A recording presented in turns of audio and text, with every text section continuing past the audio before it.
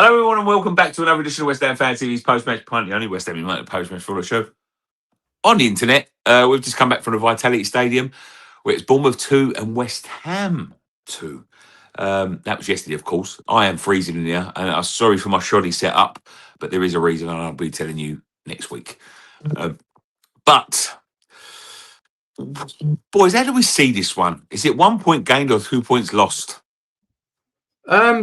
Well, the funny thing is when me and Scott was on Friday night playing, we discussed this game and we both settled for a 2-2 draw. We both predicted a 2-2 draw. We'd have been happy with a point.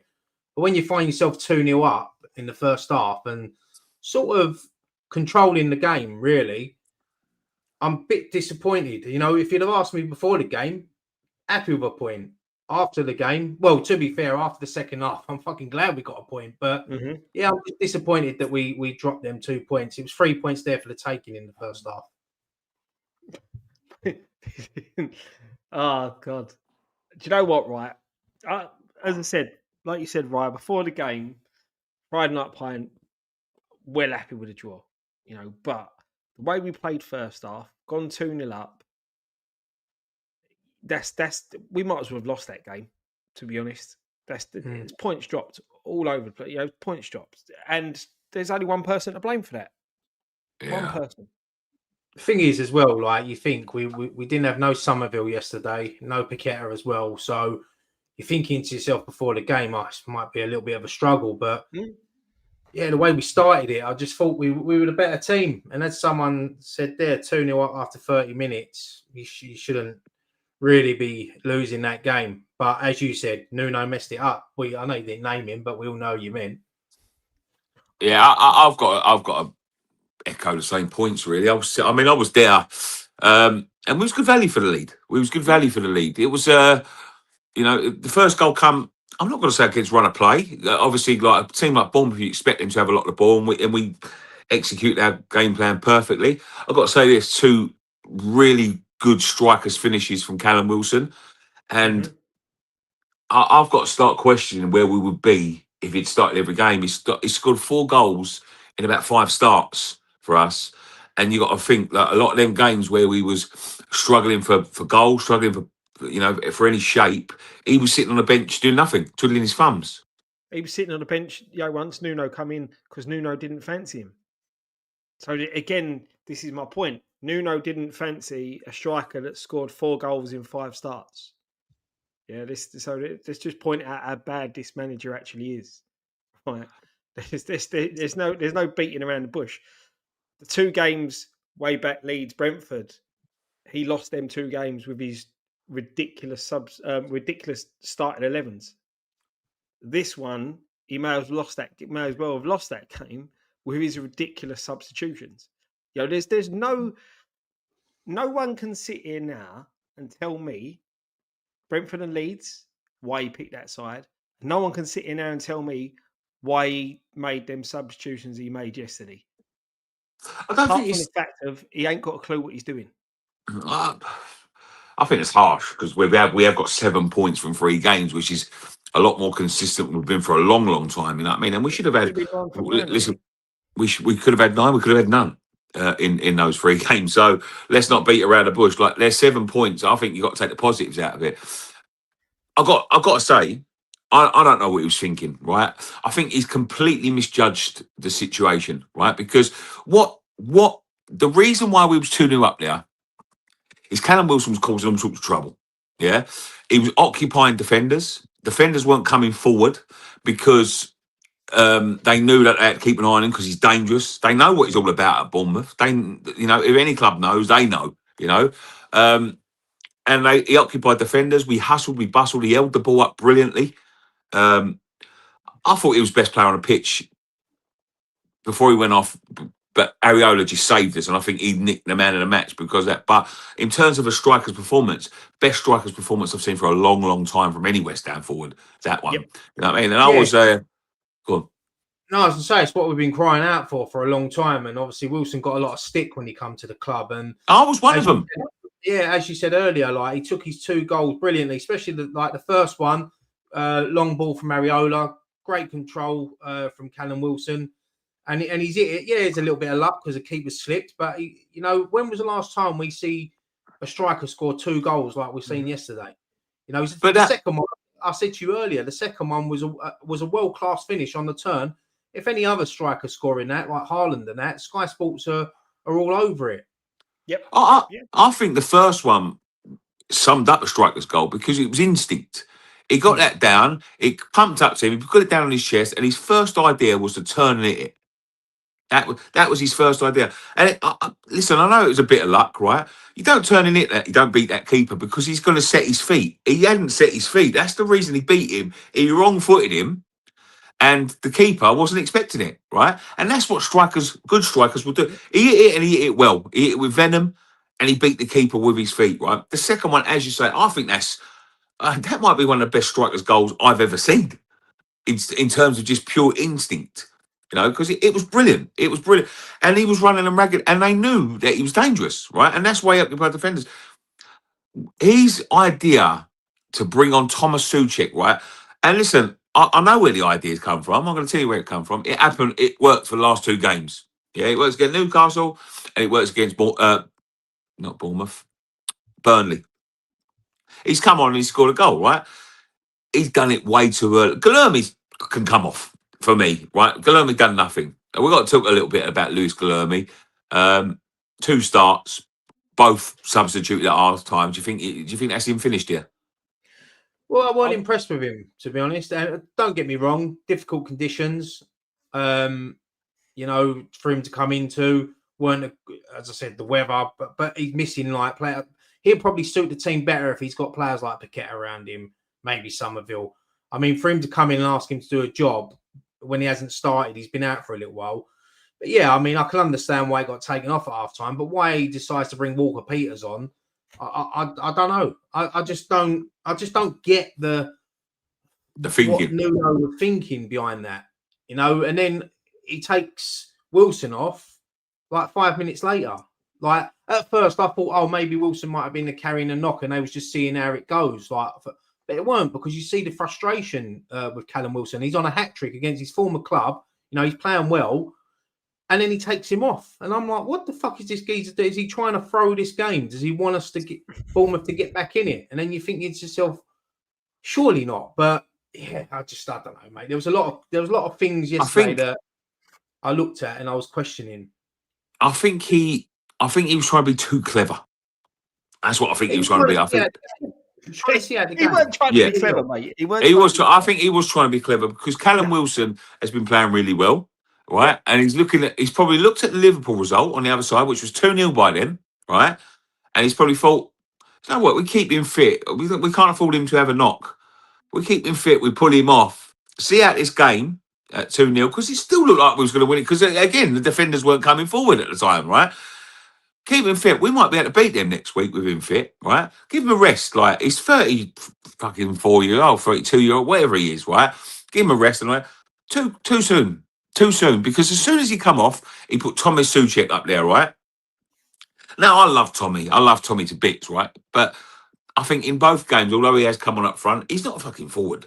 You know what I mean? Like, and how many times have we said this about the likes of Antonio? He's not a centre forward, right? So as soon as he come on, I could see it in the stands, right? The 2 defenders went like that, as if to say, like, right, now we can play, now we can come up. Because if it breaks to him, he's not as dangerous as him, right? So they didn't have to sway back. In that second half, for 40 minutes, right, the centre halves were playing in the final third. Yeah, but this is the problem, right? This is you. What you said there, he was occupying defenders. You see when he come off, he's shaking his head. Yeah, right? yeah. Yes, I get he's had his injury problems before. Yes, he's 33 years old, right? But you're only going to get match fit to last longer is if you start getting minutes in your legs. He's been subbed off twice previous games after 60 minutes, right? He's on a hat-trick. He's buzzing.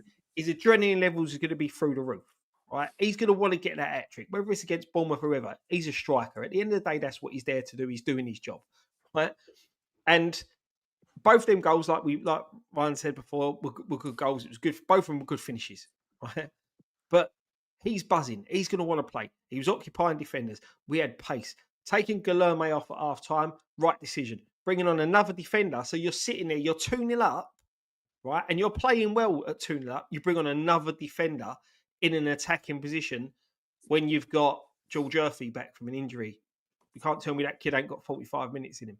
Yeah. You could have took Callum Marshall. He would have had 45 minutes in him. Asked him to do a job out on the left. He would have done it, right? So you bring on a defender. Then you bring off Souček. And like you said, it invites pressure. You watch back that second half. Watch how deep we got because of the manager. Because of his decision. I know.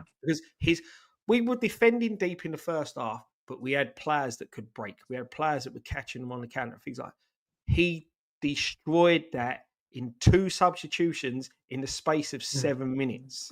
He's a game player. Yeah, the thing is as well, Scott, like you saying about Callum Wilson, who's buzzing, he's on a hat trick. I totally agree, because whether he's trying to get fit or not, he's on that pitch knowing that if he gets another chance, he's going to put it away. You look at the North London derby earlier, Arsenal didn't take Eze off when he was on 2 goals, left him on, he gets an hat-trick, he's enjoying the game. You know, that's what happens when a player's like that. Everything that, I think I said it earlier to Nicky. I'm sure I see a stat yesterday where I think Callum Wilson's the first Premier League striker in history scored 2 goals without completing a pass. You know what I mean? It was just 2 goals, like instinct. You know, the first one, as you pointed out yesterday, Scott, it was Bowen's movement that allowed Callum Wilson to bring that ball down and get that space. And yeah, I'm with you, Scott. I agree. Like, seeing 2 substitutions killed everything, any chance we had of winning that game, because I think if he'd have left it for another 15, 20 minutes, we would have probably gone on to get another goal and see out that game. I agree. Yeah. I'm wondering whether the weather had anything to do with it. Because you were seeing it on the telly. Sound like Ty now. No. There is a method to what I'm saying. You see on the telly, the referee was losing control of the game a little bit, and there was tackles starting to fly in, the fucking rain was up, and the tackles were starting to fly. And although I don't agree with the substitution now, I can maybe, right? And I'm not trying to stick up with Nuno here, because he's the one that cost us that game yesterday, right? He is the one, 100%. He doesn't make them substitutions at that time.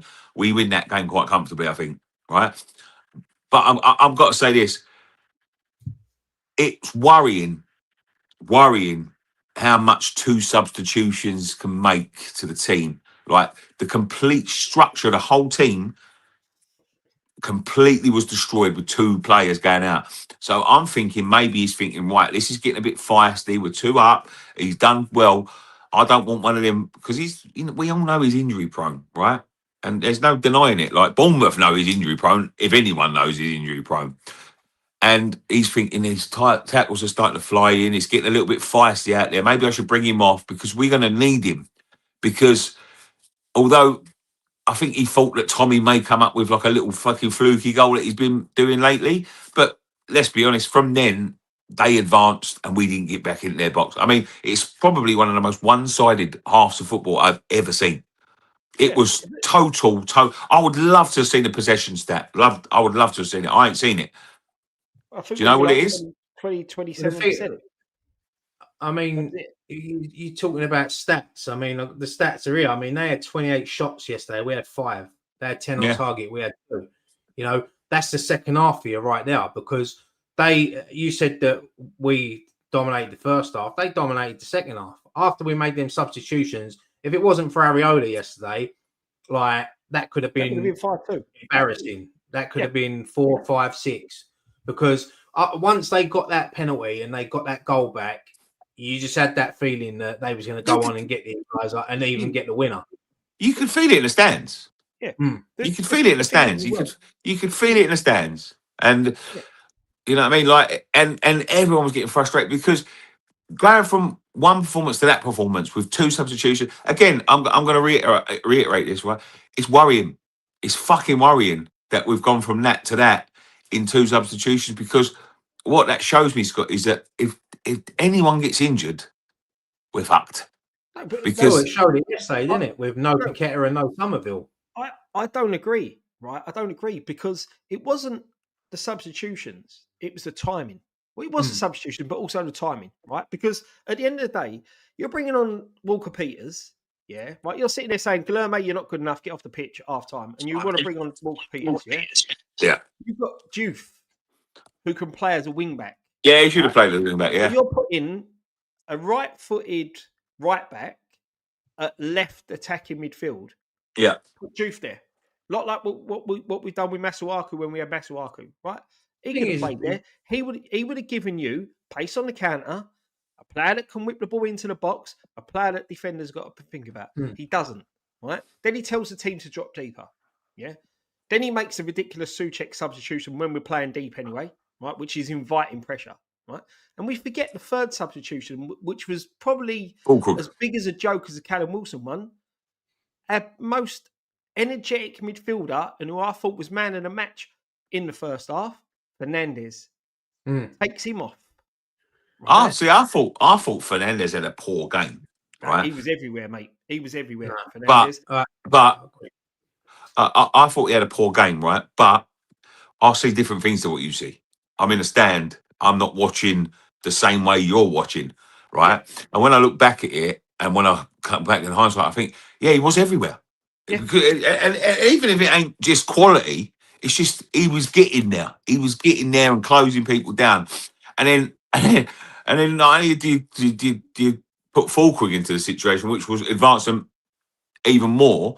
As soon as he put Fulkrug on and Souček had to drop in there, they really went for it then. They thought, that's it, we've got these game, set and match. Look, I've made it clear before that I'm not the biggest fan of Fulkrug. I think he's been I don't think he's... I think he was disgraceful yesterday.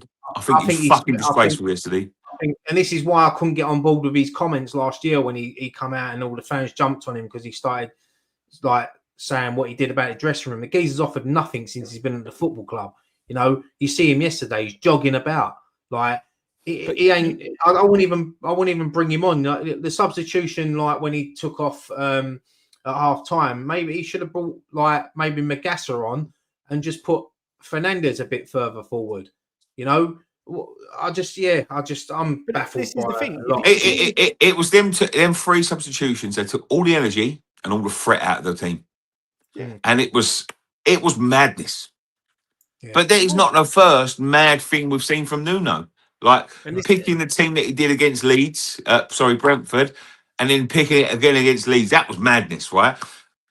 Listen, I'm not going to complain too much because the geezer's got 7 points in 3 games, but we've got some big games coming up, you know. And I don't want to keep on seeing these mistakes from the manager because they are mistakes. I can see them. I'm not a football manager. You can see them. You're not a football manager. Ryan can see them. He's not a football manager.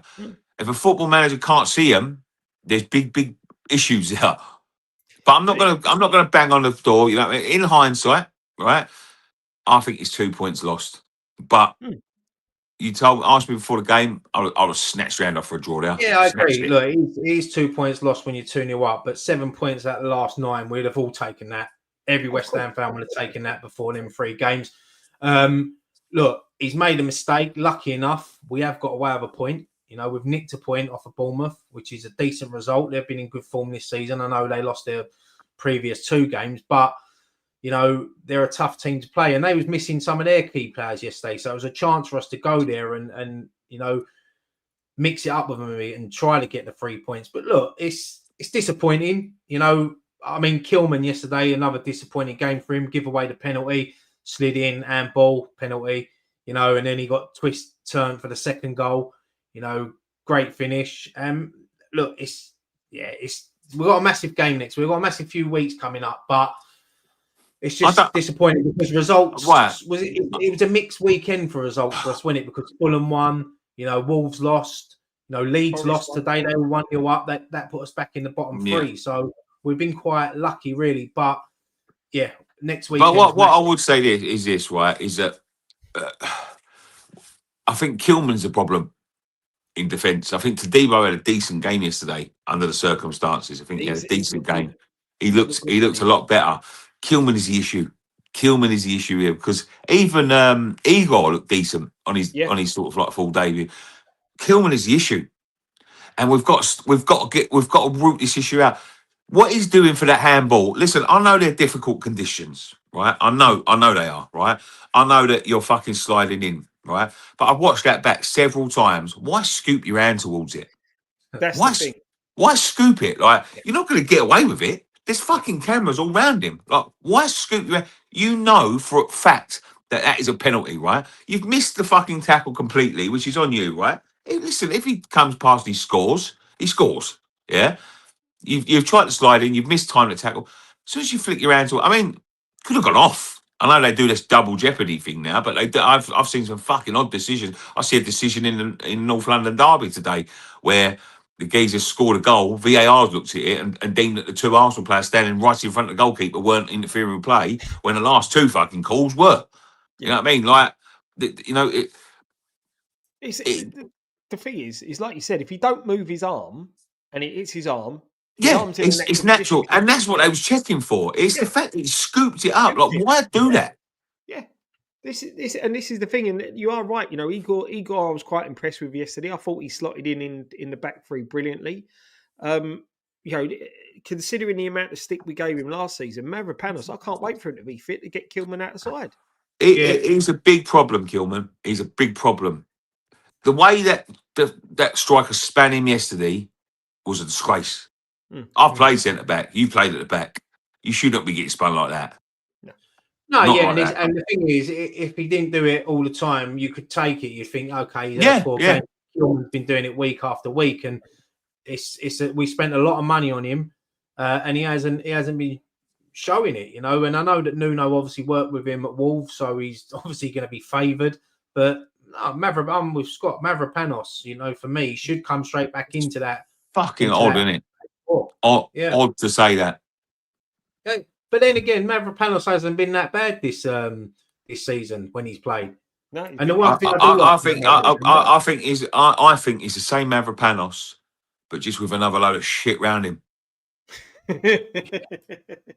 Well, I really do. Because Tadebo's been impressive. You know, I've really liked Tadebo over the last 3 games. Yeah, he's been dominant. He's been commanding. He was great reading the game yesterday. Yeah, and he looked big and he looked strong and he looked dominant yesterday. Like, it's the first time I've seen him look like that. Like, he looks a bit weak lately, but yesterday he looked big, strong, dominant. Was reading the game well. Listen, he loses the ball after he comes out of the transition quite a lot. If he can get that out of his game, I think we've got a top player on our hands. I really do. Like, keep on doing that. But the issue is Kilman. Like, we need to weed him out, mate. Yeah, and the problem is next week we're playing a wounded Liverpool side who's got someone like Isak who ain't scoring, and we've been supporting West Ham a long time. You can see that this game's going to go either two ways.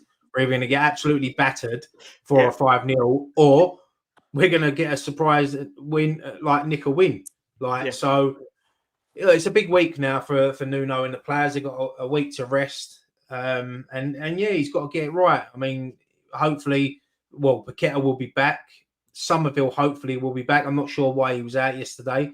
I know we've just called back Lewis Orford as well from loan, so you don't know whether he's going to be involved now. But yeah, look, when you look around, I think the players that you expect to be good yesterday was Potts had a decent game, as you said. Fernandez, Wan-Bissaka had a decent game. Diouf, you know, it was just Areola had the game of his life, thank God. I've got to say this about Pops as well, right? And I was watching Pop, and again, I'm going to see things that you don't.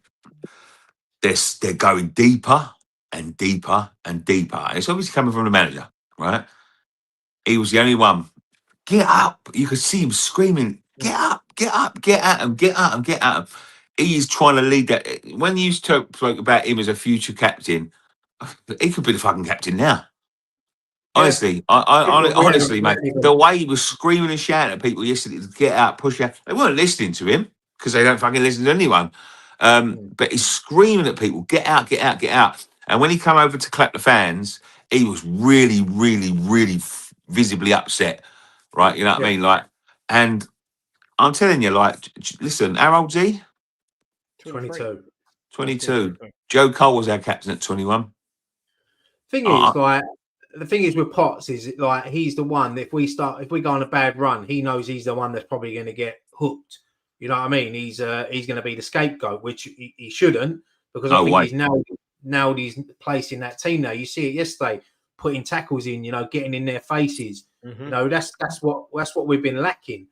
But yeah, I mean, we even spoke about our captain, Bowen, yet. I mean, we've mentioned him once, but I thought he had what he done well in the first half was holding on to the ball, looking for the foul. He done that really well. There's a couple of times where he was caught in the corner and he just worked his way out, and I thought he had a decent game. And then I sort of thought he went missing towards the end when you need your captain to sort of step up a bit. But I think a lot of players, as you said, second half, we was defending on the 18-yard line. So difficult, mate. So difficult. It's difficult when you ain't got the players around you. I mean, on another day, Bowen gets that ball and he looks up and he sees Somerville, Paqueta. Yeah. Yesterday he didn't have that. So that's the thing. We had no outlet by the end of the game. We had no outlet because they'd all been taken off or the information. And what worries me is that, like you said, you're hearing Potts scream, "Get out." What's the manager standing on the sideline doing? Get back. This is it. And this is the problem. And as I said, I thought Southgate was a bottle job of a manager. Nuno, 10 times worse. You can see why. I mean, listen, we've got to give him the benefit of the doubt, Scott. We've got to give him the benefit of the doubt. He's not working with players that he wants to work with. I ain't giving him the benefit of the doubt for anything. We have dropped 2 points and got beat badly by Brentford and Leeds because of him, and he still ain't come out and justified the decisions he makes.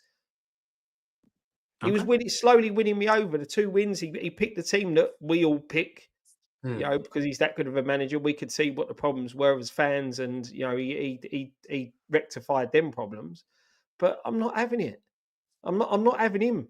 We'll see by the end of the season. I hope he proves me wrong, but I ain't having him at the minute. Potter was bad. Nuno's decision. Fair, and everyone's got their rights to have their opinions on the manager. I mean, a lot of people didn't like Moyes, but a lot of people did like Moyes. It's one of them. But I'm sort of on the fence with Nuno myself. I look at him sometimes, and as a person, when you see him with his interviews and around the training ground, he's exactly what you want as a manager.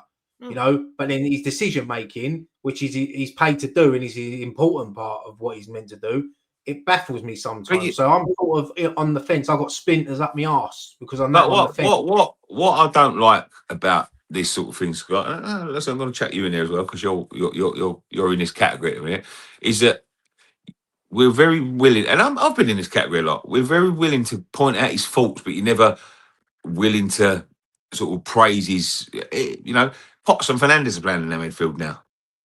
No one else could seem to work that out. He did. Well, we did. We worked that out. No, we did, but no manager seemed to work it out. No, Ward-Prowse is not in this squad. He worked that out. He worked out that Ward-Prowse is not good enough. Listen, I think he's a work in progress.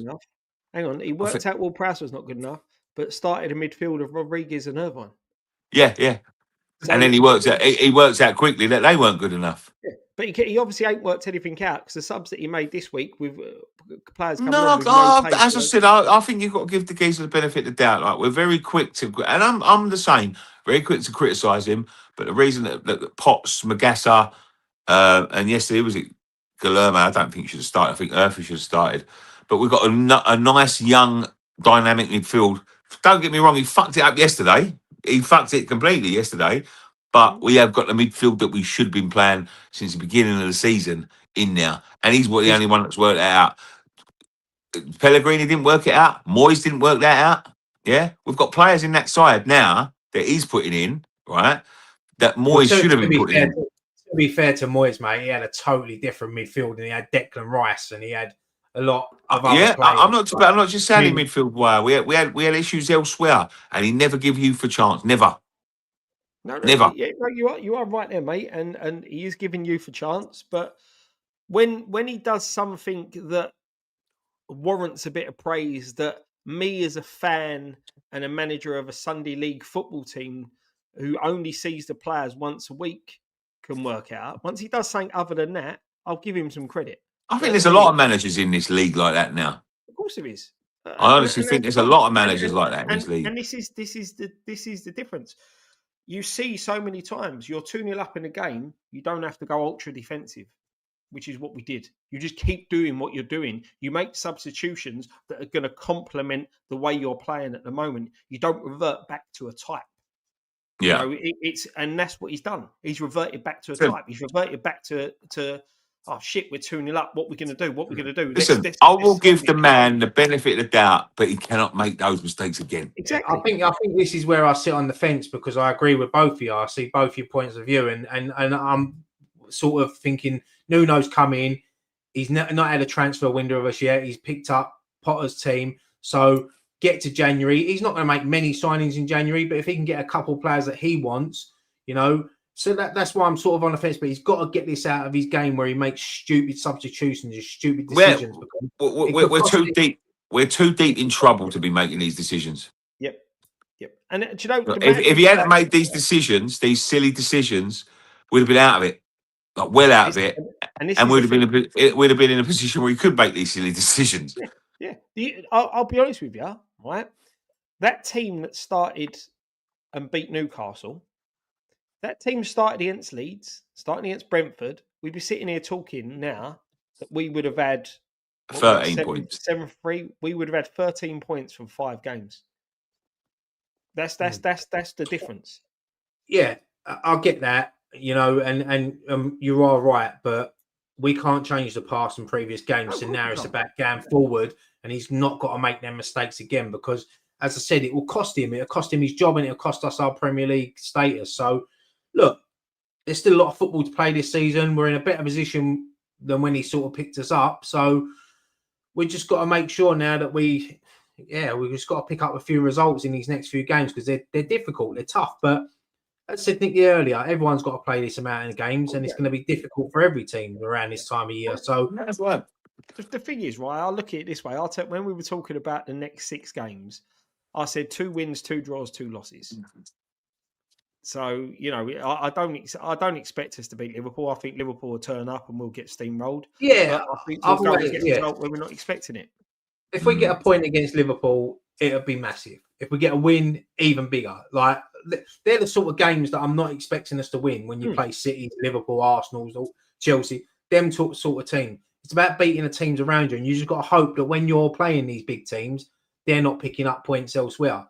So, yeah. I agree. Liverpool next.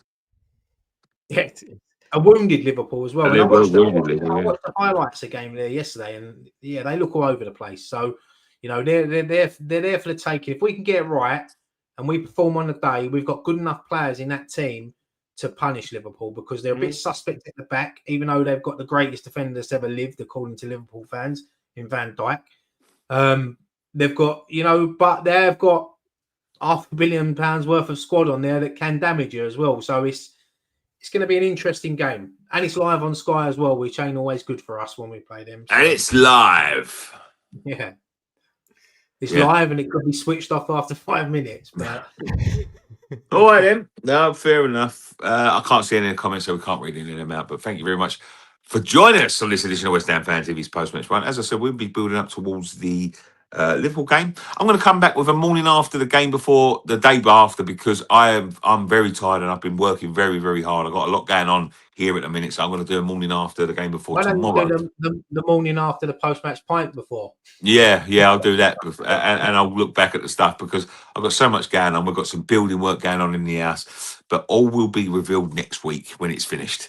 And it's very, very special. Well, it's very special for me. I don't know whether everyone else will give a shit, but there we go. We'll be building up towards the Liverpool game. Thank you to our sponsors. OK Jerseys. You can get your £15 jerseys by going to www.okjersey.com.